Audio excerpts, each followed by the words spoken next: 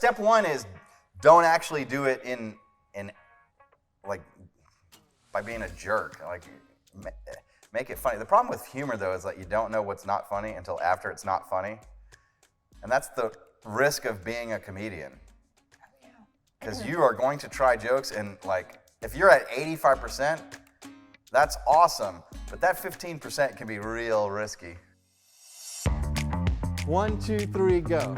Jennifer Hardy, har. Believe it or not, Welcome to the Lawyer Dana Show. the Lawyer Dana podcast.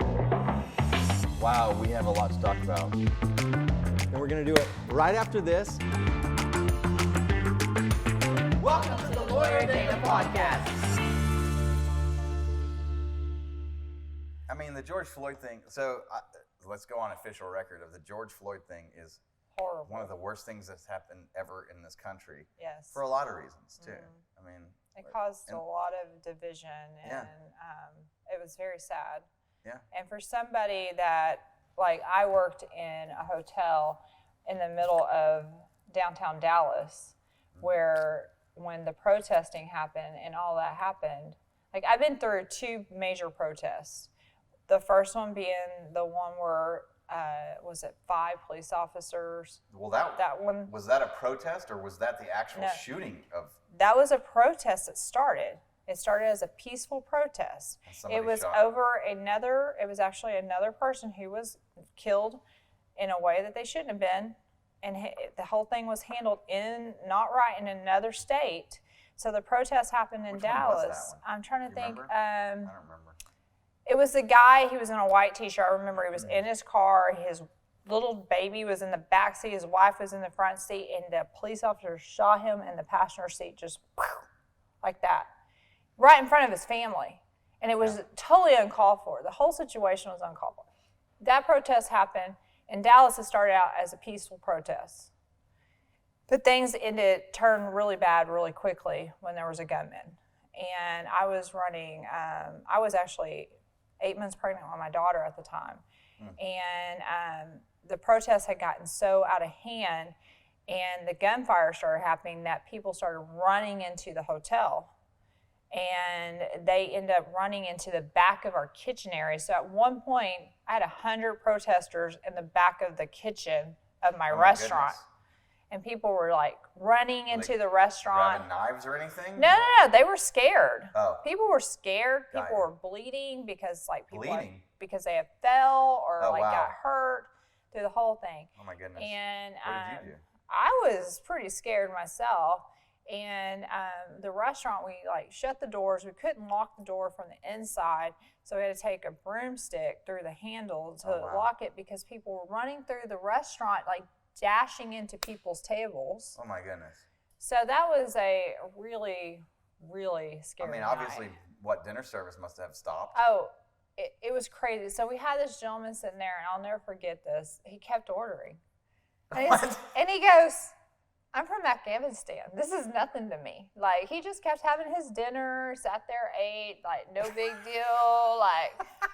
And I'm like, oh my gosh, this is nuts. We might get shot, because then. I love the taste of napalm in the morning. And then it's all the police officers. Delicious steak. Well, then they send in the patrol, I don't know, the big guns into the hotel. And I had never seen guns so big in my life. The guns were up to these guys' shoulders, all the way down to their knees. They were long What are you talking guns. about? Like sniper rifles? Yeah.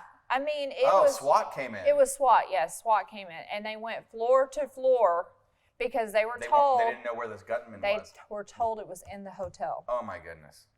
So I hear gunmen might be inside the hotel. Holy crap. It was in the parking garage of the junior college, right? Yes. So El Centro. So anyhow, they're in there doing that. Well, when I left, they were all out. It was so crazy. Someone left, we had this lacrosse team come in. They left this big old bag of lacrosse stuff, which anytime anybody left anything, we took it to security. So I'm having to drag this bag right past the big SWAT guy to security. And I'm like, I promise there's nothing in this, Did they look in it? No, but he just looked at me. I can't walk out. I'm like, I work here. But Wow. yeah. Did I'm surprised they didn't check it to see if maybe there was a bomb or something in there. I think being 8 months pregnant and Oh, well, yeah, but how did probably they know that wasn't a bomb? yeah, that's true. So yeah, lacrosse wasn't trapped in the Andes. Like, wasn't that a lacrosse team? Yeah, I think so. Man, I'm watching out the next time I see a lacrosse team around me. I'm like, we're getting out of here, Jennifer.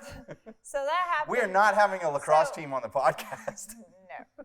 So when that happened, so I already had kind of like some PSD from that situation. PTSD, you mean? PTSD, thank you, from that. And so then when we had the second round happen, when George Floyd happened and we had the big thing, I mean, they were shooting tear gas off on our front lawn at the hotel. What? And like, oh yeah, someone threw a chair through one of the windows. Broke the window? It cracked it. Oh my goodness. And so the police like were barricading the hotel, and like it was like the police against the protesters. And so that night, like I had to go around to guests and be like, if you'd like to stay in the hotel for free, you know, we're concerned about your safety. We prefer you not driving out of here. Go have dinner at the Omni. If there's going to be a big protest downtown, you might get a free room in the hotel. Yeah. What if it was sold out? That's a problem, though. Then you're stuck. Well, you know, this was during COVID. And We can push 2 tables together for you, and we'll put a tablecloth Well, on this is it during for you. COVID, so, you know, Oh, yeah. it was like It was we were empty. still empty. Yeah. And so all that happened, Wow. and I just remember the next day, I mean, they were shooting off rubber bullets, Oh, my like goodness. before, like 4 o'clock in the afternoon, and my staff was freaking out. I had to shut the restaurant down. I had like 180 on the books, and I could not open the Oh, wow. restaurant because the staff was so terrified they didn't want to work. You know, it's a testimony to you, though, that, I mean, you probably still made your numbers, that you were such a good manager that you still were doing well with the restaurant, even having to shut down on days I like mean, that. COVID was really a trying time. Like, Yeah. I will tell you, like, going back to work when restaurants reopened from COVID, it was definitely an experience I've never experienced before. Because, like, when you left for COVID, you shut the restaurant down as if the restaurant was closing down. Like, walk-in emptied out, meat, everything got. Oh, yeah. Yeah. And then it went and then I had to clean the restaurant from top to bottom, sanitize everything, put chairs up, put everything, like, wrap it up. How all long that. did you expect to be closed for? Was it 2 weeks? You know, it was Or so. you didn't know that day, no one right? knew what was going to happen. It was like when we were told. So we had just gotten done having the best February we ever had. Like, I mean, we did over $500,000 in February. Wow. And it was incredible. Okay, so this big, giant February, we're all excited, you know, we're all great. I actually get Manager of the Year for the Omni, which is the first time a Bob's employee had ever gotten that. I got Manager of the Quarter, Manager of the Year. We're all on cloud 9 as a team. We were all like super pumped. And then freaking COVID starts peeking its head in March. And I never forget, like, I didn't really know much about COVID. I was like, you know, it's something. And I remember them taking us into a meeting and telling us about COVID happening, and all these groups were canceling. And I was like, what? What do you mean they're canceling? I'm like, no, this is going to be my best year ever. You know, that's all I could think of. Wow. And they were like, yeah, but, you know, we don't see it being long term. It's just like maybe a couple of weeks. Well, then Wow. the next couple of weeks, we find out, like, restaurants get shut down.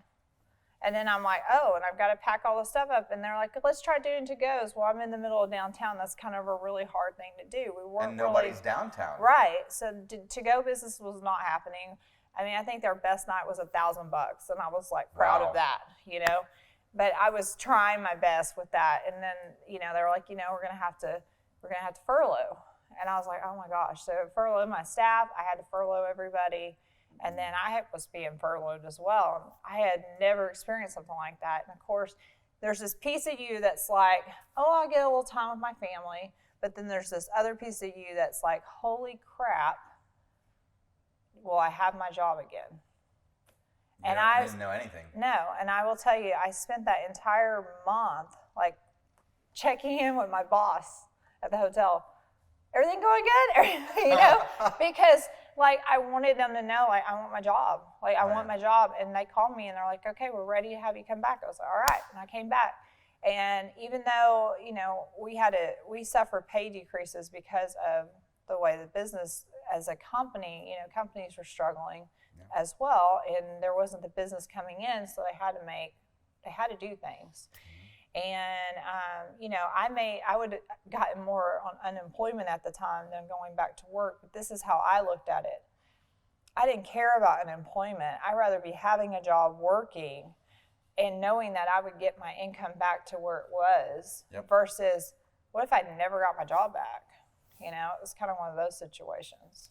And that is why you are on an entrepreneurial podcast like the Lawyer Dana Show. Yeah. So anyway, but the George Floyd thing happened, and that's what happened with the staff. And anyway, the restaurant, like we recovered quickly, and I know for a fact it had to do with our reputation. So, and that's why. Well, that and so many restaurants could not restaff and couldn't attract the rest of the staff to come back. Because even if they did get a manager and somebody that's amazing like you, there were a lot of servers that weren't going to come back and who did say, no, I make more on this unemployment, which was outrageous. Well, and I did face that. I faced that a lot with the staff, and I did lose employees over it, and I lost employees because they recognized, I don't want to work nights anymore, or I lost employees because they got too scared with COVID to serve food. I'm scared to get it. It was things like that. So it was definitely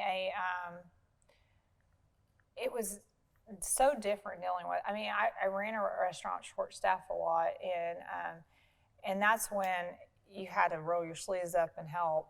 If you weren't doing that as a manager during COVID, then you have no business being a manager, because the team needed the help, and there was just no way we could have delivered a good experience if we didn't have that. And so that's March 2020 when that started.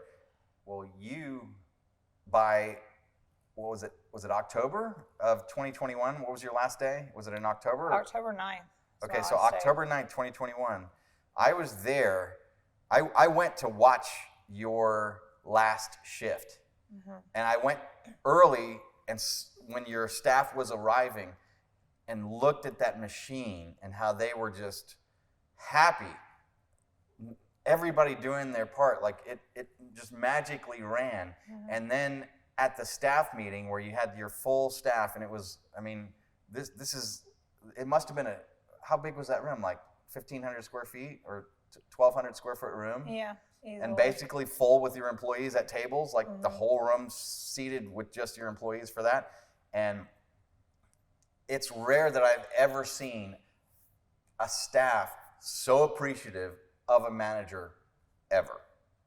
And you had that place running within even that period of time with people that were performing on the highest level of professionalism, the best of the best of the best of the best of the best.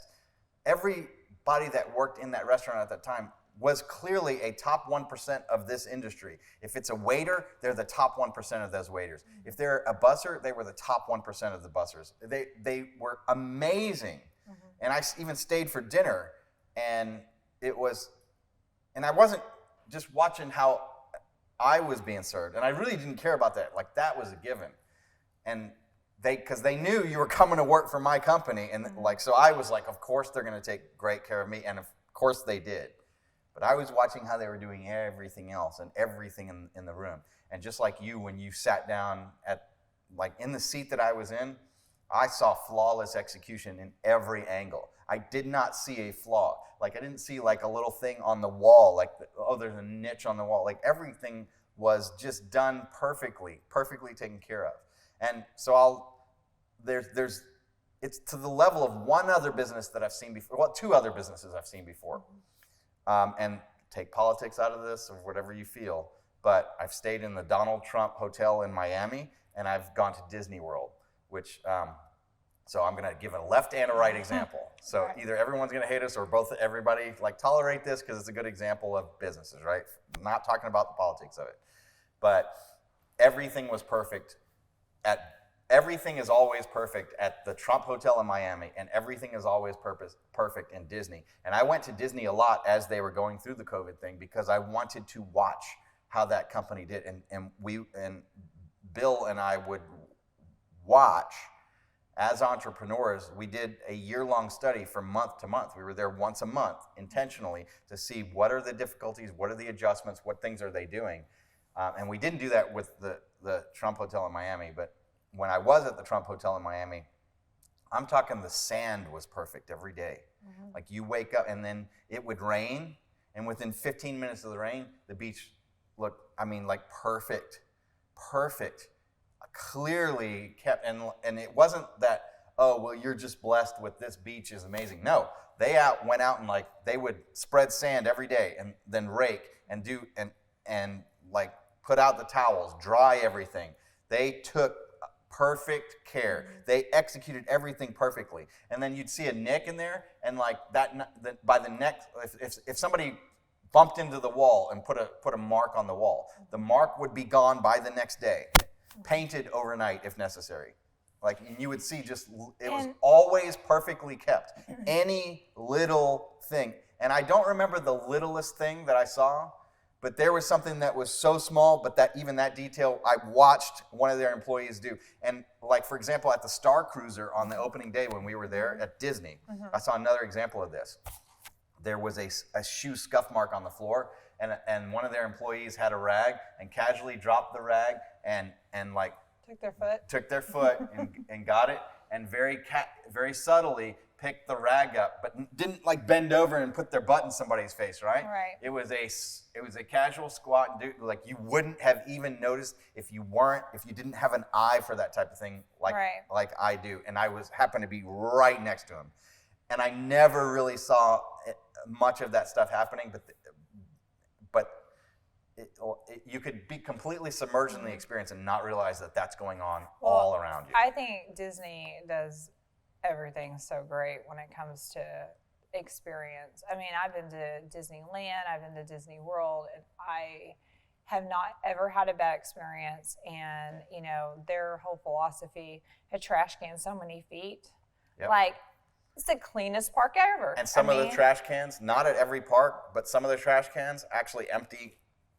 underneath. And that's so cool. I did not know new that. Bag, like it like pulls the bag, and this bag goes down, so the trash cans never overflow, and you never even see them coming out. Yeah, I've never seen any of that, and the way the staff is always smiling, you can just see like the joy. They understand. That's the thing about experiences. It goes with dining in a restaurant. It goes with vacations or whatever. Like these are experiences people are spending money on. And you have to make sure you're delivering the best experience ever because it's the memory. Exactly. And it is the experience.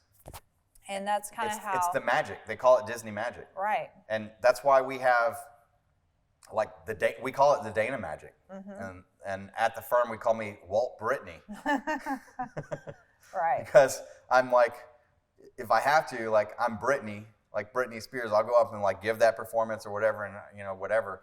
But it's more, I'm better in the zone when I'm like, be Walt Disney. Right. And the more advanced we get and the older that I get, it's less about me being Brittany and it's much more about me being Walt. Right. And having this thing that's so much bigger than me. Right. And I've become more like the maitre d' and the host. Mm-hmm. But whenever you come on, like, Walt Disney is not the person standing there at the concession stand. He's not the person standing there at this ride. Right. But Disney runs, and now he's been passed away for more than 40 years. Right. And he actually maybe going on 50 years. I think he 60. passed away before I died, right? Before you died. Before you were born. Before I was born. Yeah, I'm actually a ghost. Yeah. Casper the friendly ghost. Yeah. So now it's Walt Casper Brittany. That's my legal full name now. But right. Let's not go with Casper. That was, please don't let that one stick. Hey, Casper. No. So. Yeah, no, but bringing it back in about the law firm and everything, the hospitality element of a law firm is so crucial. I mean, we have to be the most kindest, most caring people to the clients, to the potential clients. I mean, I think showing people grace when they're going through some of the most difficult times in their life, and being And that's able, our job on their side. and be there for them and listen to them and make sure that they understand that we have their back. That's so important. And I think that that's such a key to growing a business. And if you don't have that, if you're missing that, you're not going to grow. So if you're sitting there and you're going, well, I don't understand, my business is just not profiting, it's just not growing, then look inside your four walls. Make sure you have the right people on your team. Make sure you have the hospitality element happening, because you could have somebody answering your phone who is completely rude and it's turning away your business and you don't even know. And that's why we record our calls, so that we can listen into that and make sure. And I will say, we have such great staff when it comes to answering the phones. They're so caring and so hospitable. That's what we hire for that. That's exactly the characteristics that we're looking for. And I will say, like, with any business, it's, you need intelligence and things like that. But if someone is they're so like, what am I trying to crabby, say? grumpy, well, yeah, mean, and if they're bad just, mindset. if they're negative. Negative, yeah. If they are a negative person and they just don't know how to see any positive in anything, they're probably not going to be good. No. And it's going to cause a lot of problems. It'll ruin the whole. It can ruin the whole team. Right. So that's why it's so important. And I know in a previous podcast we talked about the hospitality and all that, and bringing it into a full swing of, we talked about restaurants before, and how a restaurant law firm can be very similar and very different. But I think that you can look at things and go, you know what, a business is a business, and a business isn't going to be successful unless, like we discussed once before, the three-legged stool is in balance. Yep. So. And the three legs are. For me, it's always been HR, financials, and operations. And a law firm. As a management. Yeah, a law firm, it's, what did you tell me once? Well, for the people in it, it's personal, professional, and financial. Yes. So for someone taking a job, you need to make sure you're going to be personally rewarded, financially rewarded, and professionally rewarded. Yep. And I will tell you that, like, in my career path, for a long time, I think professionally rewarded was something I started struggling with, as I didn't feel like I was growing. I saw more potential in me, and I kept going, why doesn't anybody see this? And maybe they did. I did. You did. And maybe they did to some degree, but it's like, okay, I know I could do this. Like, give me the shot. I'm already doing it. Let me do it further, So, but yeah, I think that's important, because if you're not getting professionally rewarded, you're going to get into a slump. Yep. And then you're going to get to a point where you're not going to be making a difference. And I don't think I ever really got there like that, because I was a very driven person. I know there was times where I kind of get, but then there was times where I pick myself back up and be like, okay, what are we doing today?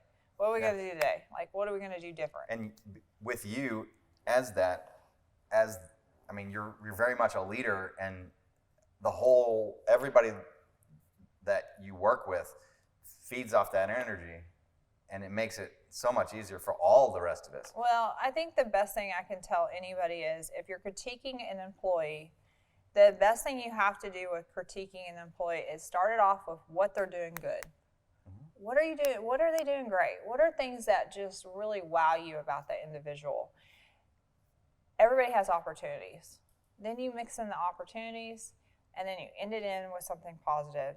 And the positive piece at the end, to me, is always like, whenever I would be coaching a server or anybody that was struggling with something, Even people in the firm, if I see someone struggling with something, I always say, hey, I believe in you and I know you can do this. So let's what do you need? Like, what do you need from me to help you? Because you always have to ask people if they need tools.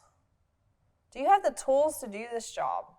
Is there something that I'm not providing you that's holding you back? And what can I provide you? And then provide them what they need. Put them on a game plan. You know, everybody needs a structure, and everybody needs a goal, and everybody needs to know how to achieve a goal.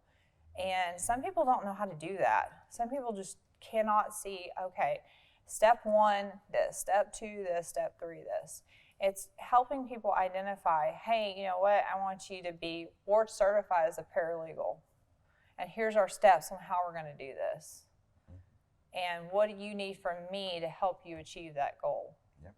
And help those individuals determine those goals too. Mm-hmm. Don't always make the goal up for them, because people are more prone to do well in something if they're the ones with the idea. Yep.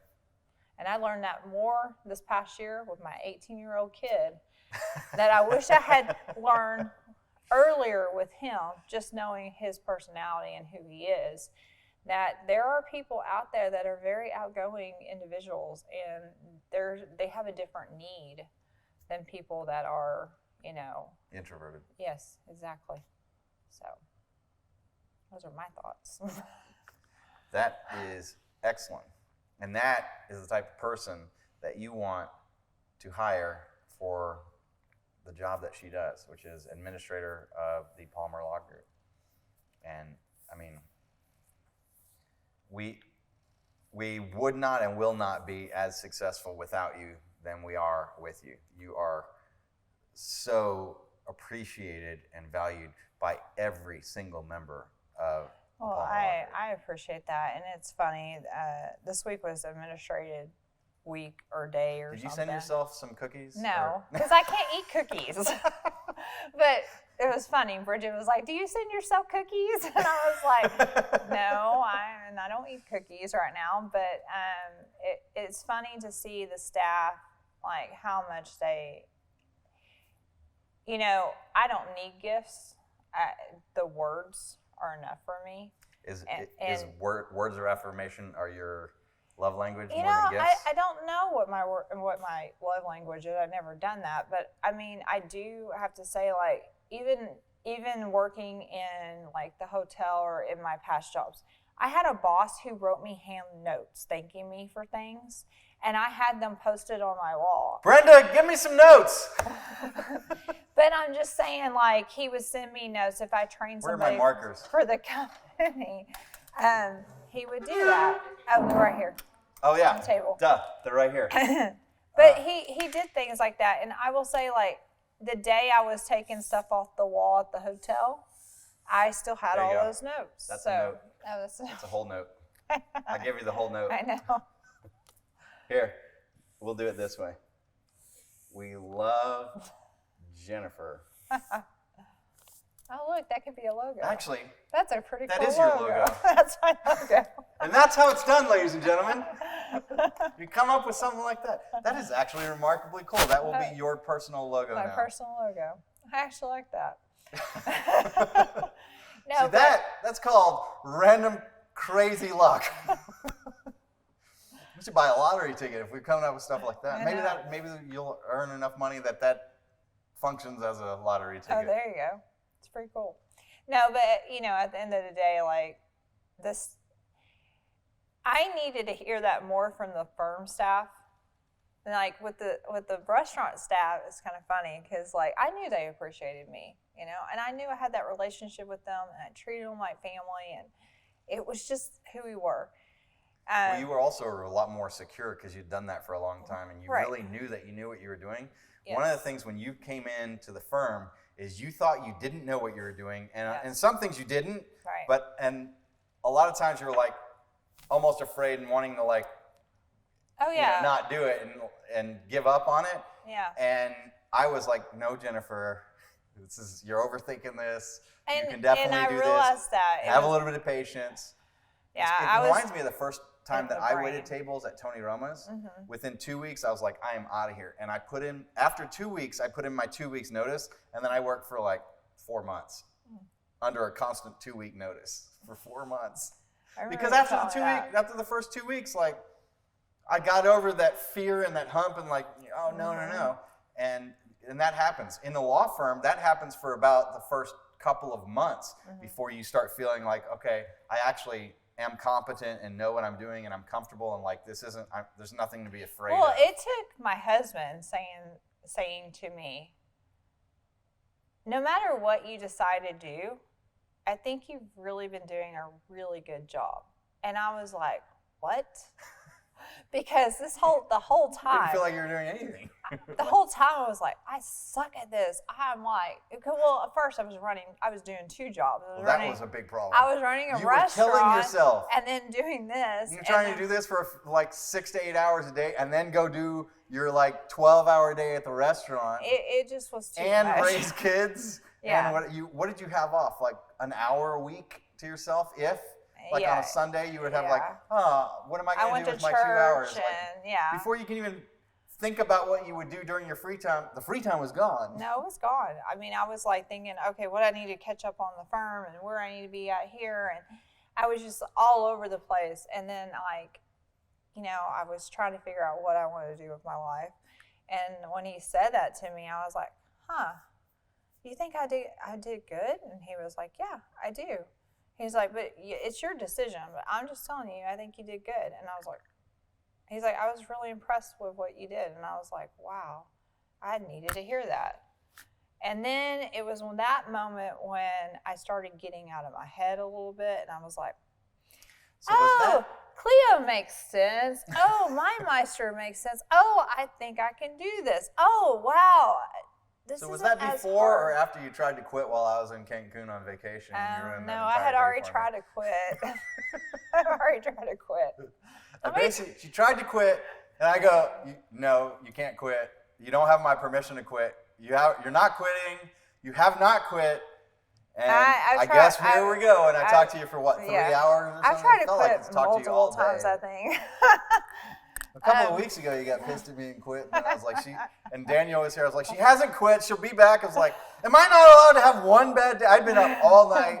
It was messed up. This room that we're in, the factory, the studio, it was total freaking chaos. I had been awake trying to get a project done. And I was like, not even probably in my right mind, but barely. And you were over here, and then we were blocked by a row of guitar cabinets or something, like in the way. And you wanted to have a meeting, and we were just not syncing up or whatever. And and you said you quit, but I was like, no. And I'm here. And at one point, I was like, this is going to take me until this afternoon to get her back. And thankfully, what was it, about 40 minutes maybe, or half an hour? Brenda walked out and talked to you. And you came back in. I was pretty sure. Told Daniel. Daniel I've been through enough chaos to know. Like, it's okay. Let's come back in. I'm like, I don't know. And he's like, it's okay. And I was like, yeah. Well, Daniel did quit like 3 times. I'm pretty sure he's not going to quit again. I don't know. He might. Probably not. Well, we'll see. It's funny is I think we're both very passionate people about things, and because I think to myself, I've never quit this many times at a job, ever. I've never quit unless I meant I was going to quit. And I put in my notice kind of thing. So I was kind of laughing about that, because then I started thinking, our personalities to some degree can be very similar. And so I think sometimes that kind of gets in the way. Well, it depends. I get very passionate, and I have a level of, like, I don't own Palmer Law Group, but I take it on as if I own it, because that's the mindset I am. That's how I just ran stuff. Like, even with, like, the restaurants, I've always had the mindset of, it's not my business. Like, I don't own this, but I treat it as if I do own it, because, like, every dollar affects me. And so, like, I always looked at it, not in a way of, like, me make more money, but more of the fact that I looked at it as, if this was my business and I own this business and I had to spend my own personal money out of my pocket for this business, and I always thought like that. And Well, that's one of the things when you're, so there's efficiency, there's a ranking of efficiency of use of money. Mm-hmm. The most efficient use of money is you spending your money for yourself. Mm-hmm. The next is you spending your money for someone else. The next is you spending someone else's money for yourself. Mm-hmm. And then the lowest efficiency is you spending someone else's money for somebody or for them. Mm-hmm. And actually there's a lower one, you spending someone else's money for someone else, mm-hmm. which is government, by the way. Right. And the fact that you try to internalize if this was my money for myself, like in doing that, mm-hmm. and that is the absolute correct mindset that helps you to make the wisest decisions that are there, right. which makes you excellent at your job. All of these things that you've been saying are things that make you excellent at your job. And one thing that I am curious about is what your actual love language will be. And that's what we're going to do in the very next episode. Thanks for watching the Lawyer Dana podcast, and we will see you on the next show. Like our page, smash the buttons. It really helps us out when you do that. We'll see you in the next episode. The Lawyer Dana Podcast.